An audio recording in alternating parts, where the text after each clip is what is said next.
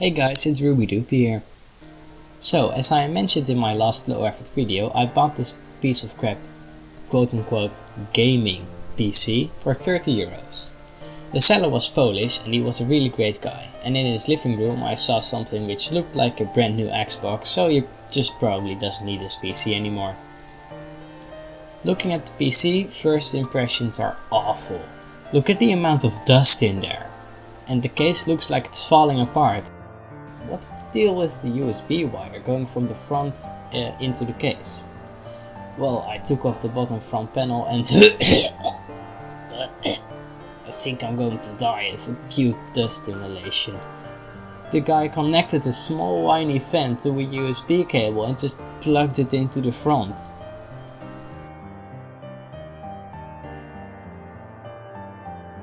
Anyway, off to the rest of the PC.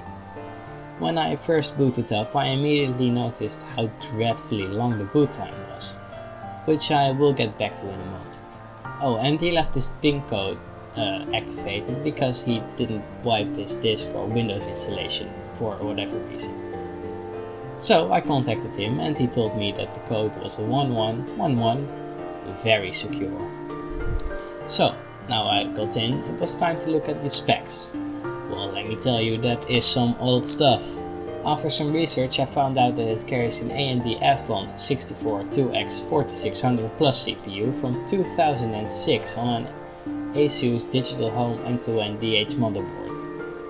It actually took me some effort to find out what the GPU was, because it just looks like a weird red PCB with a fan on it.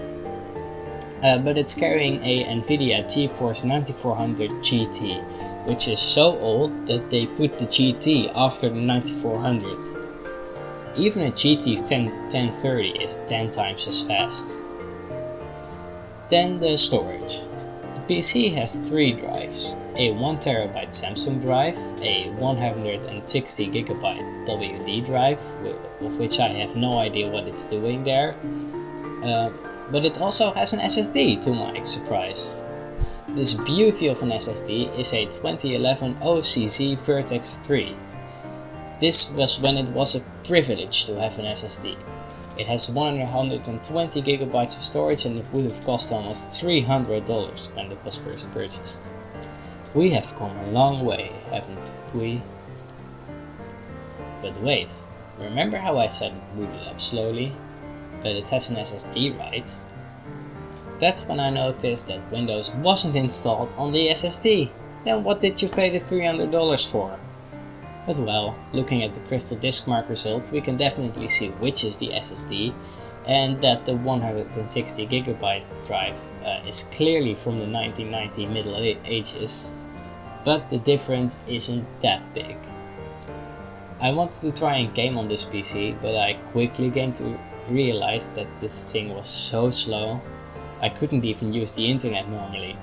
And I think this was mostly due to the fact that the SSD is installed as a secondary drive, so installing Steam on the C drive was already too much for me to bear.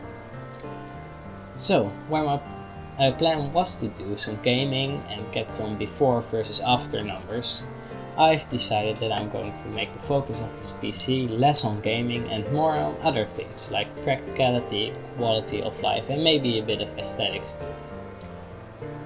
So, let me know what you think. What upgrade should I give this PC? Will I be able to game on this at the end of the day? And you can also suggest specific parts to me if you like. Just leave a comment down below. If you like the video, you can of course like it, because it only takes one tap of a button and it helps out a lot.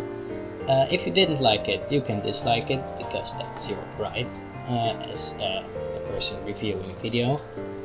And did you know that according to statistics, only 20% of people who watch my videos are subscribed? It only takes one click and it helps me out a lot, so please boost that number if you want. Thank you. Thanks for watching, and if you sat through the whole video, that's cool, and I will see you in the next one. Bye bye.